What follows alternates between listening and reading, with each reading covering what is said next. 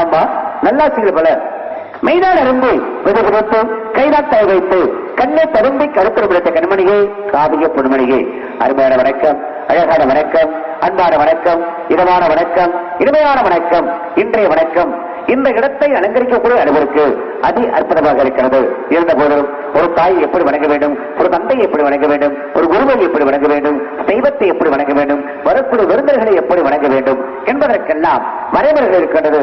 என்று சொன்னால் ஒரு கரும்பு எடுத்துக் கொண்டவானால் அந்த கரும்பிற்கு 3 வித சுவை கொடுத்திருக்கிறான். முதற்கடி கசப்பு, நடுக்கடி இனிப்பு, கடைசிக்கடி உப்பு. முதற்கடி கசப்பு என்று சொன்னால் அந்த குளத்தாரை பகுதியை கடித்து சாப்பிட்டால் அது கசப்பு தமிழாக இருக்கும். நடுவில் உள்ள பகுதியை கடித்து சாப்பிட்டால் அது இனிப்பு சுவதாக இருக்கும். கடைசி சூர்பாகத்தை கடித்து சாப்பிட்டால் அது உப்பு சுவதாக இருக்கும். இப்போது கரும்பிற்கு 3 வித சுவை கொடுத்திருக்கும் பொழுது என்னை வணங்கி வரவேற்றிருக்கின்றாய். தாயாக நினைத்து வணங்கினாயா, தந்தையாக நினைத்து வணங்கினாயா, குருவாக நினைத்து வணங்கினாயா, தெய்வமாக நினைத்து வணங்கினாயா, அல்லது விருந்தனாக நினைத்து வணங்கினாயா என்று தெரிந்த வகையிலே மரபு வரத்திலேறி மரபதை தொழில் வைத்து மரத்தான வரத்தை கொத்தி மரபத வரத்தை கண்டு மரபது வழியை சென்று விடுமுறை கேட்கும் போது மரம் அது கண்ட மாதிரி மரபுடன் மரபெடுத்தார். இப்படிப்பட்ட வரவேற்பு நீ எனக்கு தராவிட்டாலும் நீ தந்த இந்த வரவேற்பு மிகவும் அற்புதமானது. என்னை வரவேற்ற உன்னை வாழ்த்துவதன் கடமை இல்லவா? ஆகையா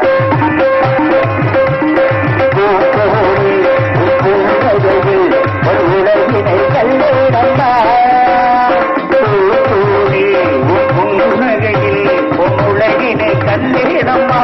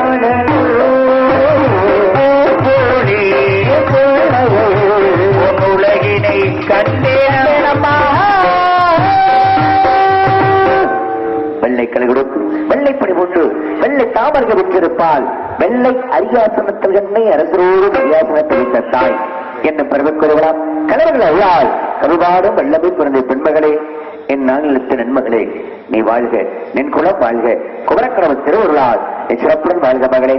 அம்மா உம்மிடம் விவரங்கள் கேட்டு தெரிந்து கொள்ளலாம் நினைக்கின்றேன், கேட்கலாமா?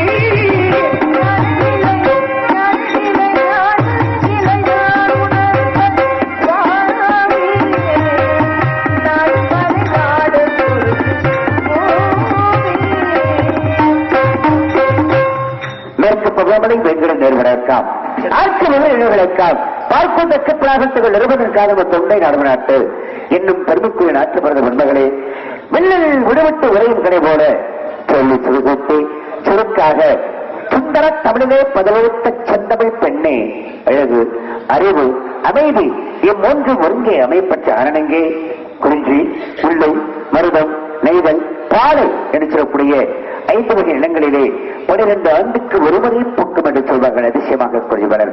அப்பேற்பட்ட குறிஞ்சிமலர் பூத்துக் குழுங்கும் குமரக்கடவுள் குடிகொண்ட தொண்டை நாடு நல்லது இன்னும் கும்பிடப்பட்டு கேட்கலாமா? கேளுங்கள் சுவாமி. தந்தையின் பெயர் நம்பை, தாயின் பெயர் நங்கை மோகினி, உங்களுடைய பெயர் வள்ளி, உடன் பிறந்த 7 பேர். இங்கதற்காக வந்திருக்கு. என்ன காவல்? என்ன கருந்தனை யாருக்கு, சந்தனை யாருக்கு? இரண்டுமே எங்களுக்கு தான். காவலுக்கு வந்து காவல் எப்படி பாத்துக்கிட்டு கண்டுகருத்தமா பாத்துக்கிட்டு இருக்கு. ஏன் கண்டுகருத்தமா பாக்கணும்? அறுக்கிறன்னைக்கு வந்து அறுத்துட்டு போயிடும். ஏன் சௌரியம் அப்படி சொல்லக்கூடாது. ஏன் சௌரியம் ஊன் சௌரியம் அப்படிலாம் சொல்லக்கூடாது. சரி, காவலுக்கு வந்திருக்கேன்னு சொல்றீங்க. காவல் எப்படி பாருங்க? ஏன் சௌரியத்துக்கு பாக்கணும்? காவல கண்டுகருத்தமா ஏங்க காவல் பாக்கணும்? பேச விட்டு முத பேசும். பேசுங்க. காவல கண்ணு கருத்தமா பாக்குறேன்னு சொல்லிட்டேன். சரிமான்ட்டு நீங்க அடுத்த பேசுனா பரவாயில்ல. அதையே கண்ணு கருத்தமா பாக்கணும்னா இதை பத்தி கேட்கணும் உங்களுக்கு என்ன அவசியம் இருக்கு? சரி, காட்டுக்குள்ள அப்படி தன்னந்தனியா நிக்கிறீங்க, அதுக்கு என்ன ஒரு காரணம் இருக்குன்னு தெரிஞ்சுக்கலாம்.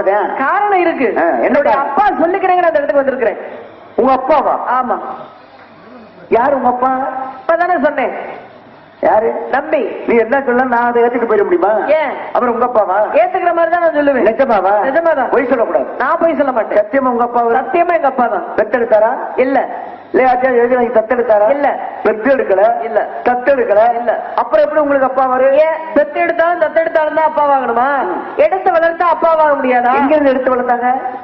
காட்டுக்கு வேட்டையாட போகும் பொழுது வள்ளிக்கிழங்கு தோண்டிய பகுதியில கிடந்தேன். அதனால வள்ளியின் பெயரிட்டு வளர்த்து வர்றாரு. பள்ளின்னு பேருக்கு வளர்த்து வர்றாரு. ஆமா. ஒரு வளர்த்தவர் எப்படி உங்களுக்கு அப்பாவும் முடியும்? தக்க பருவம் வந்த உடனே திரைக்கு காவலுக்கு அனுப்பதான் வேண்டிக்கிட்டார். அவருடைய வேண்டுதலை நிறைவேற்றுவதற்காக அவர் என்னைக்கு என்னை எடுத்து வளர்த்தாரோ அது இன்ன வரையும் எனக்கு தெரியாது, ஞாபகமே இல்ல. இப்ப நீங்க வந்து சொன்னதுக்கு அப்புறம் தான் தெரியுது அவர் என்னை எடுத்து வளர்த்த தந்தைன்னு.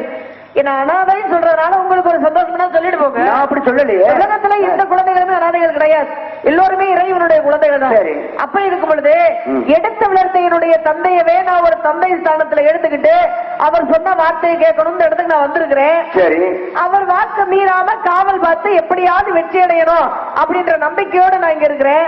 உங்களை மாதிரி தகப்பன் பேச்ச கேட்காம தருதலையாம தெரியுறேன். இது சொன்னதுக்காக என்ன ஏன் சொல்ற? அப்படி சொல்லுவேன். அப்புறம் அப்பாவா கேக்குறீங்க? தகப்பன் பேச்ச கேட்க அப்படின்னா அவர் வந்து இல்லறத்தை ஈடுபடுத்துறாங்க வேண்டாம் அப்படின்னு வந்துட்டேன். சரி, நல்லதோ கெட்டதோ தகப்பன் சொன்னா கேட்கறதா இல்லையா? சரி, தாயின் சிறந்த ஒரு கோயிலும் இல்லை, தந்தை சொல்மிக்க மந்திரம் இல்லை என்று இருக்கிறாங்க. அப்பா சொன்னார் அப்படின்னா அதுல 1000 காரணம் இருக்கும். அந்த இம்சை வேணாம் அப்படின்னா நான் வந்தேன். என்ன இம்சைன்றீங்க? என்ன என்ன இம்சை? எந்த விதத்துல இம்சைன்றீங்க? எந்த விதத்துல இம்சை? தகப்பனார் சொல்றாரு அப்படின்னா இதே மகாபாரதத்துல யார் சொன்னா? மாண்ட மன்னன் சொன்னான். என்ன சொன்ன? நான் இறப்பதற்கு முன்பாக தன்னுடைய உடலாகப்பட்டதை எரித்து விடாதீர்கள். தன்னுடைய பிள்ளைகளான 5 பேரையும் கூப்பிட்டு தர்மன், பீமன், அர்ஜுனன், நகுலன், சகாதேவன் 5 பேரையுமே கூப்பிட்டு என்னுடைய உடலாகப்பட்டதை எரிச்சிடாதீங்க, ஆளுக்கு பாகமாக எடுத்து உட்கொள்ளுங்க. அதன் மூலமாக எதிர்காலத்தை அறியக்கூடிய தன்மைகளை கொண்டு பாண்டவன் சொன்னா 4 பிள்ளைகளும் கேட்கல, கடைசி பிள்ளையான சகாதேவன் மட்டும் கேட்டான். அதனாலதான் இன்றளவும் சாஸ்திரத்தில் சிறந்தவன் சகாதேவன் என்ற பெருமை யாருக்கு இருக்கு? ஏன்னா அவன் என்ன தகப்பன் சொன்னாரு தெரியாம தானே செஞ்சான். அதான் கேட்டான்ல சடலம் இருக்கு, பாட்டு பண்ணி இறந்து கிடக்குறான். அந்த நேரத்தில் 5 பேர் என்ன பண்றாங்க? பாண்டவருக்கு 5 பேர் உட்கார்ந்து இதுக்கு என்ன பண்ணலாம், அப்பா நம்ம வந்து அந்த உடம்பை சாப்பிட சொல்லியிருக்காரு, சாப்பிடலாமா என்ன பண்ணலாம் அப்படின்னு யோசனை பேசி கொண்டிருக்கும் பொழுது அந்த இடத்துக்கு கண்ணை வர்றாரு.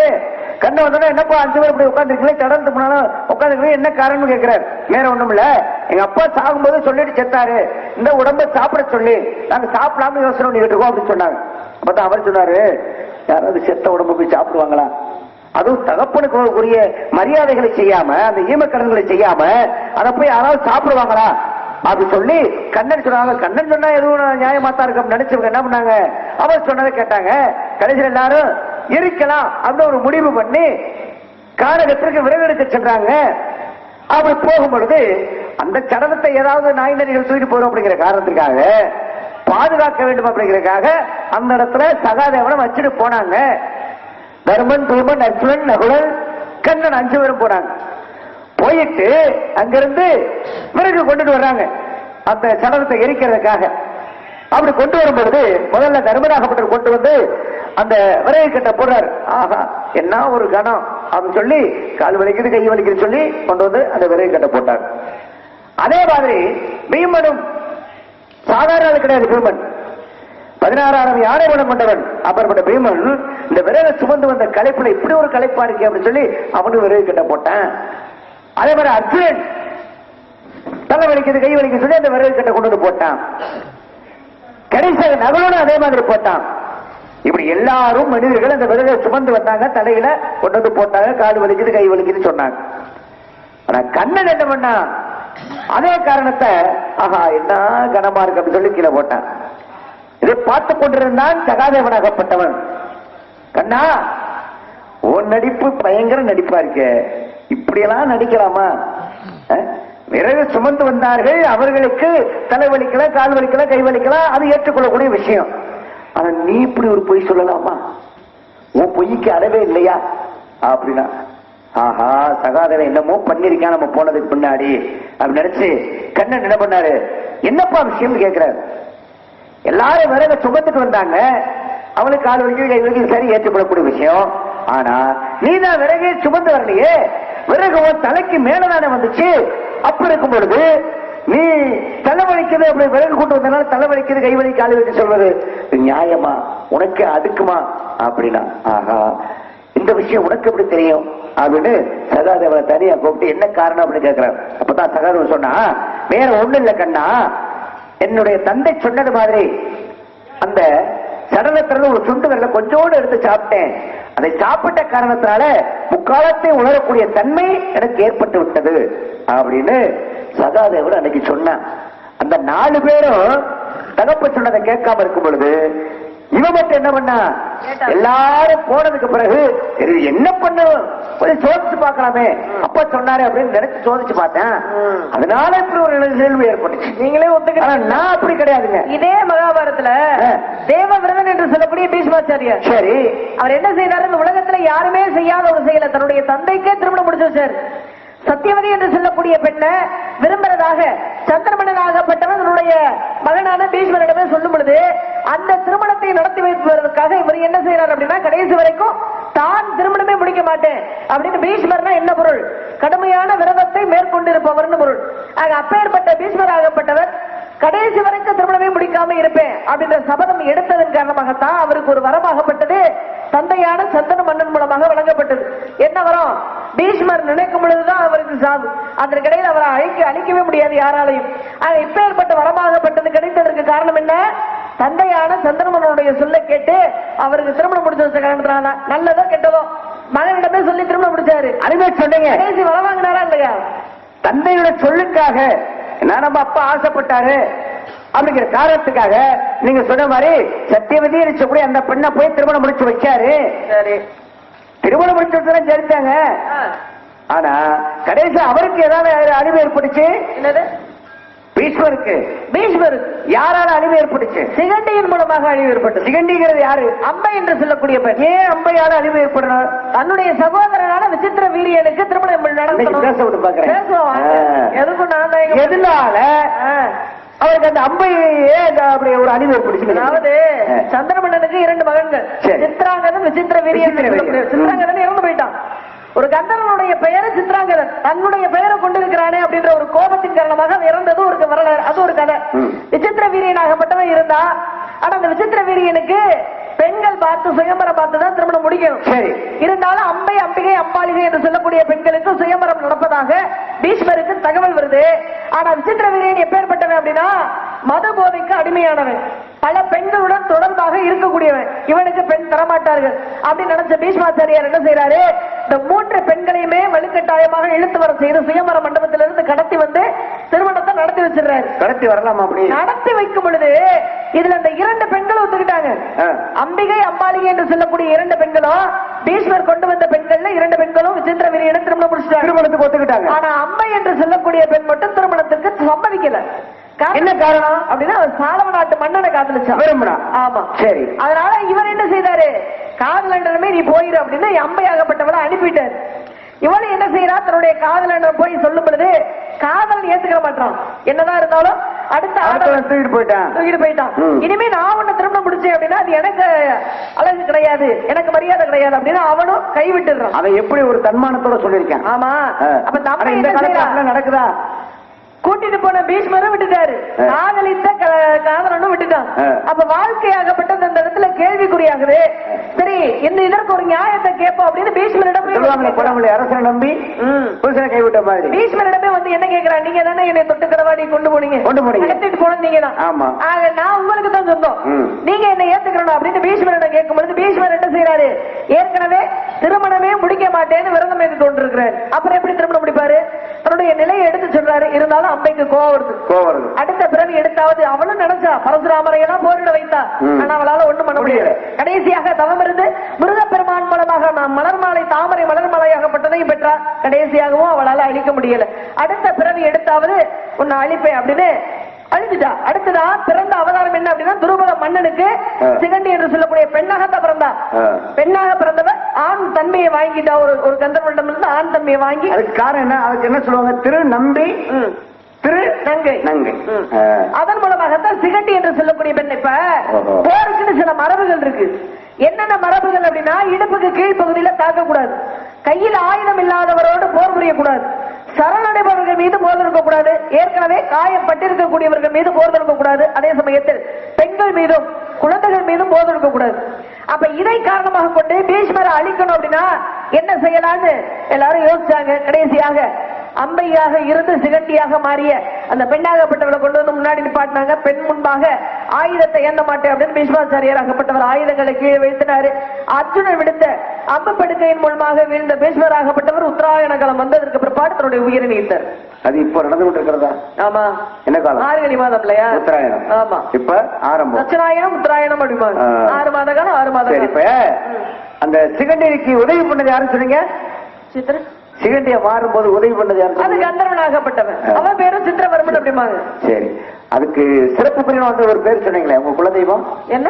உங்க குலதெய்வம் முருகப்பெருமான். முருகன். ஆமா, அந்த முருகப்பெருமான் வரம் கொடுத்தாரு. அவர்தானே வரம் கொடுத்தாரு. அந்த முருகப்பெருமான் இல்ல இவங்க எத்தனை? இவங்க எத்தனை? 4 யுகங்கள். திரேதாயுகம், திரேதாயுகம், துவாபார யுகம், கலியுகம் என்று சொல்லக்கூடிய இப்ப நடந்து கொண்டிருப்பது கலியுகமாகப்பட்டது. கலியுகத்துல ஏன் வந்திருக்கிறாரு? எப்படி என்னங்க 4 யுகத்துல வந்திருக்கிறாருல்ல? சொல்லிட்டே பாப்பேன். கிரேதா யுகத்துல என்ன நடந்தது நான் கேட்கிறேன் உங்களை. கிரேதா யுகத்துல ஹரிச்சந்திரபுரம். இன்னைக்கு நீங்க ஏன் என்னை பேச வர்றீங்கன்ற எனக்கு நல்லா தெரியும். நானே ஒரு ஆளா கத்துறதுக்கு நீங்க சும்மாவா வர்றீங்க? காசு வாங்குறதுதானே வர்றீங்க, நீங்களும் பேசுங்க. கிரேதா யுகத்துல என்ன நடந்தது? ஹரிச்சந்திரபுரம். ஹரிச்சந்திரனுடைய கதையில என்ன நடந்தது?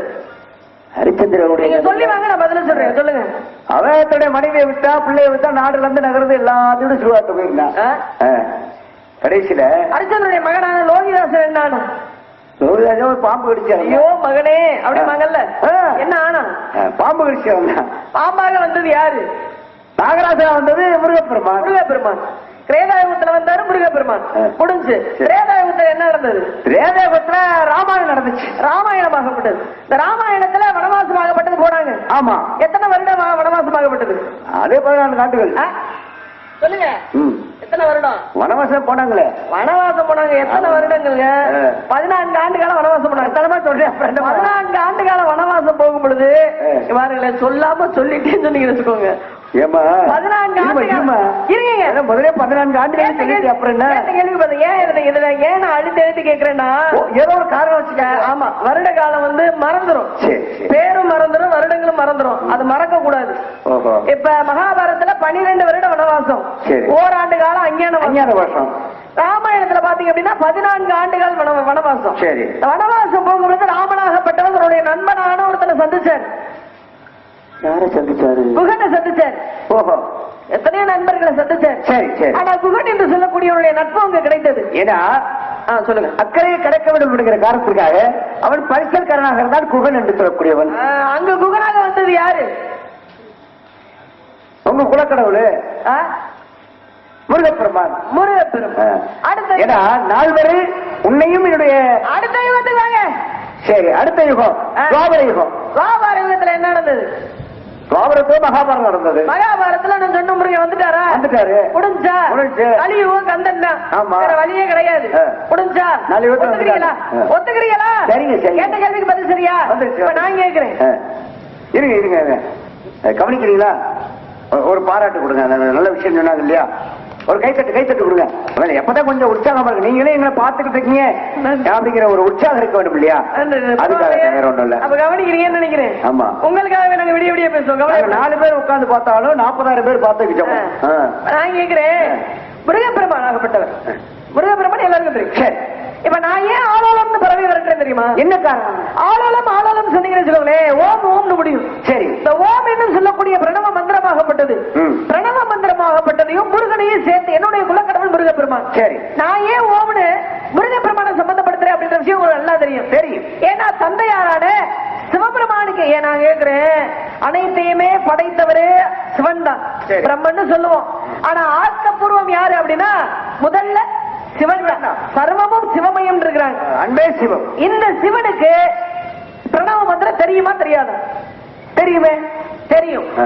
தெரிஞ்சுக்கிட்டு முருகப்பெருமானிடம் எதற்காக பிரணவ மந்திரத்தை கேட்டார்? என்ன காரணம்? என்ன காரணம்? அவர்தான் தான் போய் கேட்கணும். அப்ப நீங்க 4 யுகத்துல முருகன் எப்படி வந்தாருன்னு முருகன்டேல போய் கேட்கணும். என்கிட்ட எது கேக்குறீங்க? நீங்க தானே வந்தீங்க. என்ன நான் வந்தேன் இந்த இடத்துக்கு? அப்ப நீங்க தானே இந்த இடத்துக்கு வந்திருக்கிறீங்க. கேளுங்க, கேட்ட கேள்விக்கு பதில் தெரிஞ்சா சொல்லுங்க. எதையா சொல்லி சமாளிச்சீங்கன்னா ஊர்ல காட்டி கொடுத்துருவேன். ஆங்கிரிகள்ல ஓவா ஓவாவா? ஆமா, என்னமா ஓவா அப்படி சொல்லுவாங்க. ஊர்ல காட்டி கொடுப்பீங்களோ? கேப்பல்ல. என்ன கேப்ப? கேட்ட கேள்விக்கு பதில் தெரிஞ்சா சொல்லுங்க, இல்லைன்னா சின்ன பிள்ளைங்க பரவாயில்ல என்கிட்ட மன்னிப்பு கேட்டு கத்தவும் முடியல. ஏன்னா சிவனுக்கு தெரியாமல் இல்ல. ஒரு குழந்தை இருக்கும், ஒரு கணவனுக்கு மனைவிக்கும். அவங்க என்ன பண்ணுவாங்க, அந்த குழந்தைய பேச விட்டு பார்ப்பாங்க. சொல்லுவாங்க இல்லையா, குழல் இனிதி யாழினிதி என்பது நம்மக்கள் மனதை சொல் கேளாங்க அப்படின்வாங்க. அந்த குழந்தை எப்படி பேசுகிறது? அப்பா பார்த்து போடா அப்படின்னும், அம்மா பார்த்து வாடினும். அது சரியா பேசினாலும் சரி, தவறா பேசினாலும் சரி, அந்த தாய்க்கும் தந்தைக்கும் அப்படி ஒரு சந்தோஷமா ஏற்படும். ஆகா, என் பிள்ளை எப்படி பேசிருச்சு, அப்பான்னு இப்படி கூப்பிடுறாரு, மான்னு இப்படி சொல்லுது அப்படின்னு சொல்லி அந்த தாயும் தந்தையும் சந்தோஷப்படுவாங்களாம். அது மாதிரி தன்னுடைய பிள்ளைக்கு பெருமையை கொடுக்க வேண்டும் அப்படிங்கிற காரணத்திற்காக அவன் வாயாலே சொல்லட்டும் அப்படின்னு சொல்லி சிவபுரம் பேசாம இருந்தாரு. இல்ல, இது உண்மையான காரணம் இல்ல. நாராயணா, இது எங்களுக்கு தெரியாதா? பிள்ளைகளை பேச விட்டு வேடிக்கை தான் பார்ப்போம். சின்ன பிள்ளையா இருக்கும் போது அப்பான்னும் அம்மான்னும், ஒரு 7 வயசு 9 வயசு இந்த பேச்சு பேசணும்னு தெரியாமையா இருக்கு. அதெல்லாம் தெரியும், எங்களுக்கு காட்டி கொடுக்கலான்னு பாக்குறியா? பேச தெரியுமா தெரியாதா? நீங்க எல்லாம் எதுக்கு நாரதர் வேஷம் போட்டு வரீங்க? ஊருக்குள்ள உங்களை யாரு கூட்டு வந்தா? முத ஏஜென்ட்டுங்க உட்கார்ந்து இருக்கிறத பாரு. உங்களுக்கு வேற நாரதரே கிடைக்கலையா? ஒருத்த கேள்வி கேட்டதுக்கு பதில் சில மக்கள் அவன் திருதிரு முழிச்சுக்கிட்டு இருக்கிறாரு. வெக்கமா எல்லாம் உங்களுக்கு எல்லாம். ஏன்னா அந்த தகுதி இல்லாம இந்த தொகுதி நாடி வர முடியாது. இந்த பகுதி மிகுதியான பகுதி, இப்ப ஒரு மிகுதியான பகுதிக்கு தொகுதிக்கு வரணும் அப்படின்னா அதுக்கு ஒரு தகுதியாக தான் வர முடியும். அப்புறம் ஏன் நீங்க வந்தீங்க?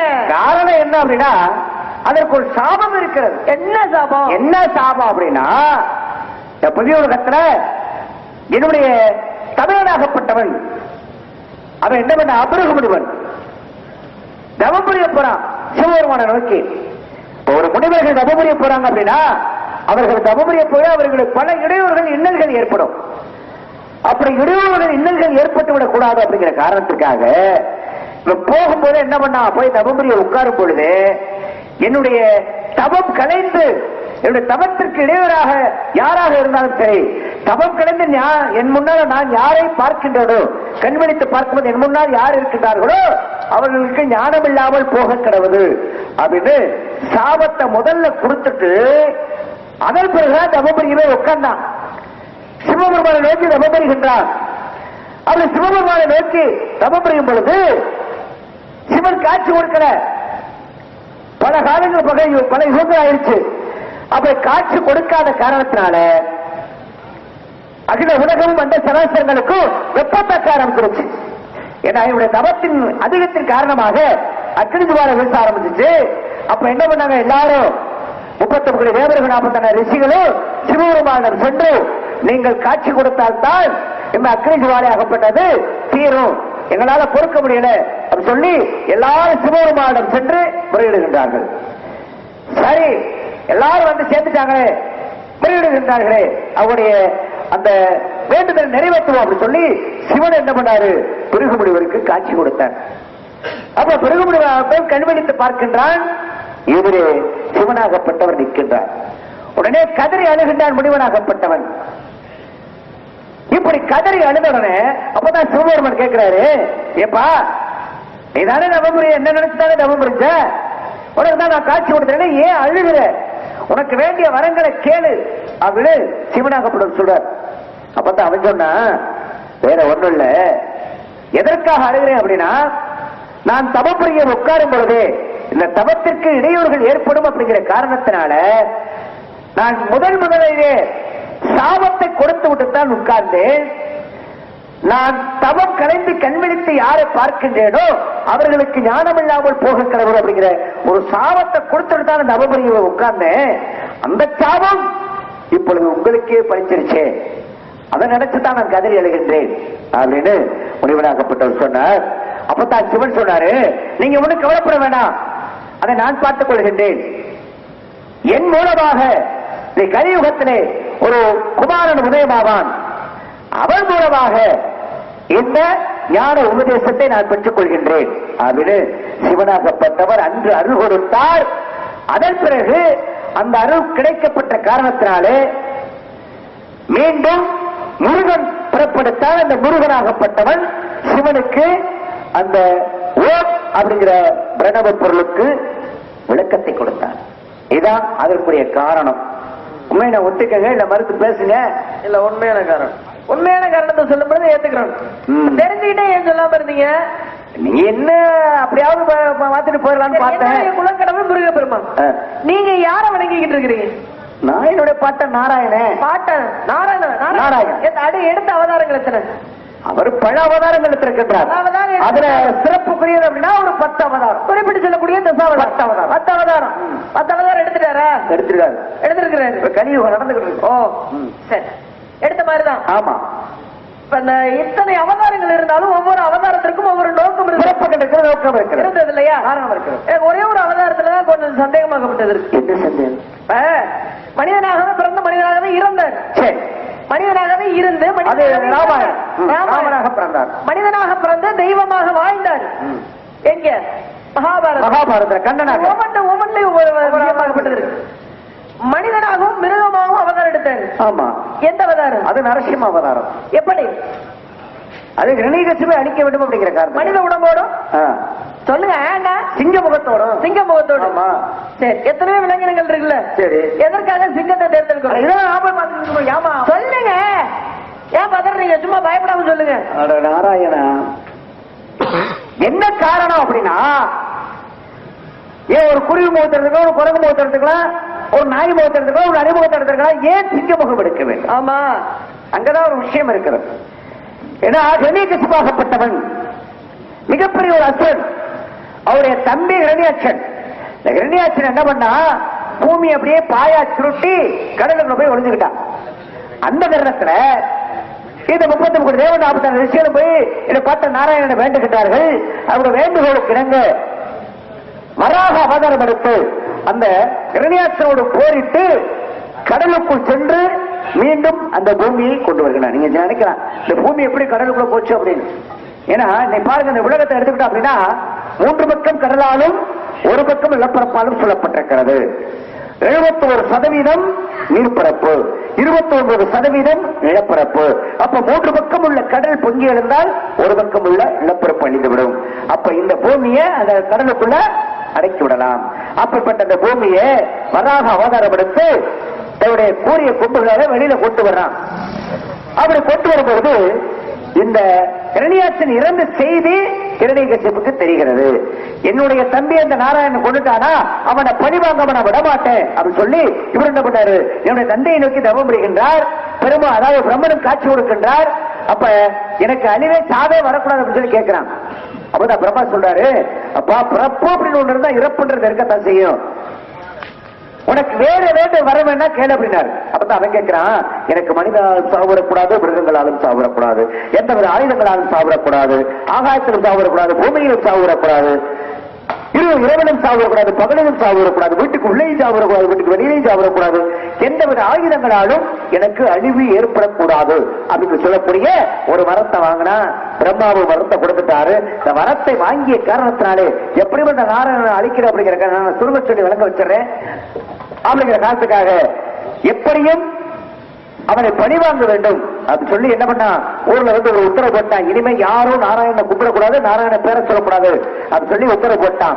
அப்படி அவன் தவபுரிய போற நேரத்துல அவருடைய மனைவியாகப்பட்டவள் லீலாவதி, அவள் நிறைவாத கற்பனையாக இருந்தா. அவள் நிறைவாத கற்பனையாக இருக்கும் பொழுது அந்த பெண்ணை இந்திரனாகப்பட்டவன் கடத்தி செல்கின்றான். அப்ப அந்த இந்திரனுக்கு நான் புத்தி சொல்லடே இந்திரா, இவள் பிறர் மனைவி, அடுத்தவன் மனைவியை தீண்டுவது பாவம் என்று சொல்லி அவனுக்கு புத்திமதி சொல்லி அனுப்பி வச்சுட்டு அந்த பெண்ணுக்கு பாதுகாப்பு கொடுத்திருந்தேன். அவளுக்கு நாராயண மந்திரத்தை உபதேசம் செய்தேன். அந்த வருடத்திலே அவள் நிறைவாத கற்பனையாக இருந்த காரணத்தினாலே சற்று கண்ணை இருந்து விட்டாள். அப்படி கண்ணை இருந்த அந்த நேரத்தில் அவள் கர்ப்பத்திலிருந்து அந்த சிசுவாகப்பட்டது நாராயண மந்திரத்தை தெரிஞ்சுக்கிடுச்சு. சில காலங்களாச்சு அழகான ஒரு ஆண் குழந்தை பிறந்தது. அந்த குழந்தைக்கு பிரகலாதன் அப்படிங்கிற பெயரிட்டு சீரோடு சிறப்பு வளர்த்து வந்தான். அந்த தருணத்துல இந்த பிரகலாதன் என்று சொல்லக்கூடிய இந்த குழந்தையாகப்பட்டது மட்டும் நாராயணா நாராயணன் சொல்லி நாராயண மந்திரத்தை சொல்லிட்டு இருந்தான். அதனால இரணியகசு கோபம் வந்துருச்சு. என்னடா இந்த அகில உலகத்தையும் நாம் ஆட்கொண்டு கொண்டு இருக்கின்றோம், அப்படிப்பட்ட வகையிலே இவன் மட்டும் நாராயண பெற சொல்ல நம்ம பெற சொல்ல மாட்டானே அப்படின்னு சொல்லி அவனுக்கு கோபம் வந்துச்சு. என்ன பண்ணா காவலர்கள் எழுத்து அந்த காலு கையை கட்டி கடல்ல கொண்டு தூக்கி போட்டு வாங்கலாம் அப்படின்னா கடல்ல கொண்டு தூக்கி போட்டு வந்தாங்க. அப்பையும் அந்த குழந்தை சாகல, மீண்டும் உயிர் பெற்று எழுந்து வந்தான். காரணம் நாராயண மந்திரத்துடைய மிகமை. அடுத்தவன் என்ன பண்ணா விஷ பாம்பை விட்டு கடிக்க விட்டான். பாம்பை விட்டு கடிக்கும் பொழுது அப்பையும் அந்த குழந்தை சாகாமல் மீண்டும் உயிர் பெற்று எழுந்து வந்தான்.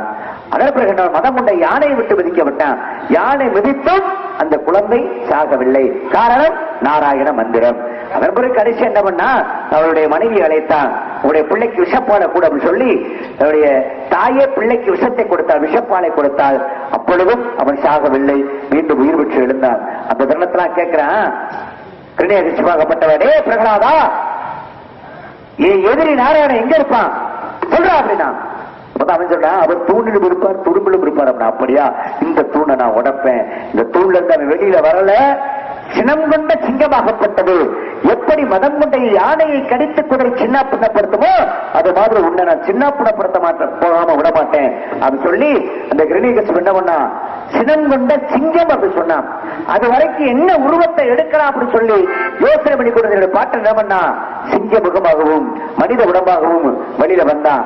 அதன் பிறகு அந்த கிரணிகசு உள்ள இருந்தா அவனை வீட்டுக்கு உள்ளேயும் இல்லாம வெளியிலும் இல்லாம உள்ள போய் லாபகமா தூக்கிட்டு வந்து நிலைப்படி நினைச்ச வாசப்படியில வச்சு ஆகாயத்திலும் இல்லாமல் பூமியிலும் இல்லாமல் அந்த மடிமீது கிடத்தி இரவிலும் இல்லாமல் பகலிலும் இல்லாமல் அந்தி சாயக்கூடிய நேரத்துல அவருடைய மடிமீது கிடத்தி அவனை எந்தவித ஆயுதம் இல்லாமல் அவருடைய கூறிய நகங்களாக குடலை உருவி மாலையா போட்டுக்கிட்டார்.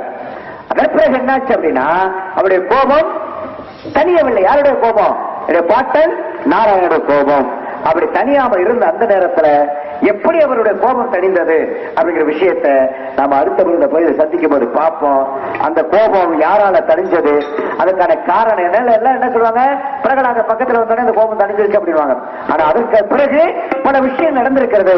அப்படிங்கிற விஷயத்தை நாம அடுத்த பகுதியில் சந்திக்கும் போது நீங்க வாங்க 2 பேரும் 12 மணிக்கு சந்திப்போம். ஒரு தந்தி சிரிக்க வைக்கிற நான் நாரதர் கிடையாது இருக்கட்டும் பருவம் பருவத்துக்கு உருவத்துக்கு தகுந்த மாதிரி மாப்பிள்ள பார்த்திருக்கேன். மாப்பிள்ள பார்த்துட்டு சொல்லனா இஷ்டமா கட்டிக்க இல்ல ஒட்டிக்க யாரும் சொல்லுங்க. சொல்றீங்க நான் பார்த்தா மாப்பிள்ள நான் பார்த்த மாப்பிள்ளையே யாரமா இந்த நாடிலே போட்டு செய்யும் காலமா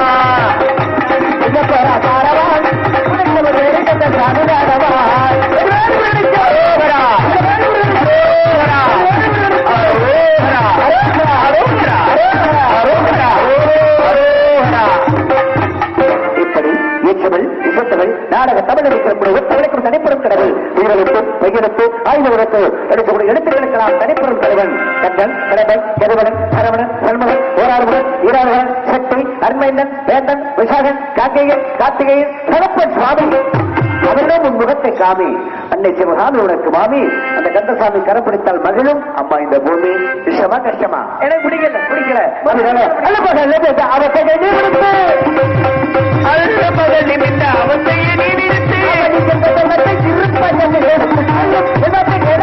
ஆரம்பத்துல சொல்லிக்கிட்டு இருக்கேன் அவருடைய குலக்கடவுள்.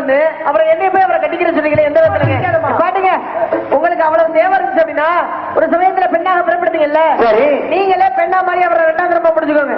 எனக்கு அவசியம் கிடையாது. ஓ தலையெடுத்தா கூட்டி கொண்டு போறது கோத்திரத்தின் முறையோ